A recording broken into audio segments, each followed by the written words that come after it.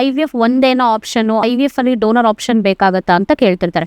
Next important question, usually semen analysis ಆಗಿರುತ್ತೆ, ಮಕ್ಳು ಬೇಕು ಅಂತ ಟ್ರೈ ಮಾಡ್ತಿರ್ತಾರೆ, ಅದರಲ್ಲಿ ಲೋ ಸ್ಪರ್ಮ್ ಕೌಂಟ್ ಅಂತ ಡಿಟೆಕ್ಟ್ ಆದವಾಗ IVF ಒಂದೇನೋ ಆಪ್ಷನ್ ಅಥವಾ IVF ಅಲ್ಲಿ ಡೋನರ್ ಆಪ್ಷನ್ ಬೇಕಾಗತ್ತಾ ಅಂತ ಕೇಳ್ತಿರ್ತಾರೆ. ಲೋ ಸ್ಪರ್ಮ್ ಕೌಂಟ್ ಅಂತ ಅಂದವಾಗ ಅದು ಎಷ್ಟು ಲೋ ಅಂತ ಹೇಳಿ ನಾವು ನೋಡ್ಬೇಕಾಗತ್ತೆ. ಆಮೇಲೆ ಆ ಲೋ ಸ್ಪರ್ಮ್ ಕೌಂಟ್ ಯಾವ ಕಾರಣದಿಂದ ಆಗಿದೆ ಅಂತ ನೋಡ್ಬೇಕಾಗತ್ತೆ. ಎಷ್ಟೊಂದ್ಸಲ ಬರೀ ಲೋ ಸ್ಪರ್ಮ್ ಕೌಂಟ್ ಇರ್ತಿದಂಕ್ಲೇನೆ ಡೈರೆಕ್ಟ್ಲಿ IVF ಏನೋ ಆಪ್ಷನ್ ಅಂತ ಹೇಳಕ್ ಆಗೋದಿಲ್ಲ. ಎಷ್ಟೊಂದ್ಸಲ ಕೆಲವೊಂದ್ಸಲ ಸ್ಟ್ರಕ್ಚರಲ್ ಪ್ರಾಬ್ಲಮ್ಸ್ ಇರುತ್ತೆ, ಕೆಲವೊಂದ್ಸಲ ಬ್ಲಡ್ ಸಪ್ಲೈ ಕರೆಕ್ಟ್ ಆಗಿ ಆಗ್ತಾ ಇರಲ್ಲ, ಆಮೇಲೆ ಕೆಲವೊಂದು ವಾಸ್ ಡಿಫ್ರೆನ್ಸ್ ಅಂತ ಹೇಳ್ತೀವಿ, ಅಂದ್ರೆ blockage of the was difference ಅಂದ್ರೆ ಸ್ಟ್ರಕ್ಚರಲ್ ಪ್ರಾಬ್ಲಮ್ಸ್ ಇರುತ್ತೆ. ಆ ಬ್ಲಾಕ್ ಆದವಾಗ್ಲೂ ಕೂಡ ಸ್ಪರ್ಮ್ ಸರ್ಕ್ಯುಲೇಷನ್ ಅಲ್ಲಿ ಇದ್ರೂ ಕೂಡ ಎಜಾಕ್ಯುಲೇಟೆಡ್ ಸೆಮೆನ್ ಸ್ಯಾಂಪಲ್ ಅಲ್ಲಿ ಅದು ಏಜೋಸ್ಪರ್ಮಿಯಾ ಅಂತ ಡಿಟೆಕ್ಟ್ ಆಗ್ಬೋದು. ಅಂದ್ರೆ ಸ್ಪರ್ಮ್ ಕೌಂಟ್ ಕಮ್ಮಿ ಅಥವಾ ಸ್ಪರ್ಮ್ ಕೌಂಟ್ ಇಲ್ಲ ಅಂತ ಡಿಟೆಕ್ಷನ್ ಆಗೋ ಚಾನ್ಸಸ್ ಇರುತ್ತೆ.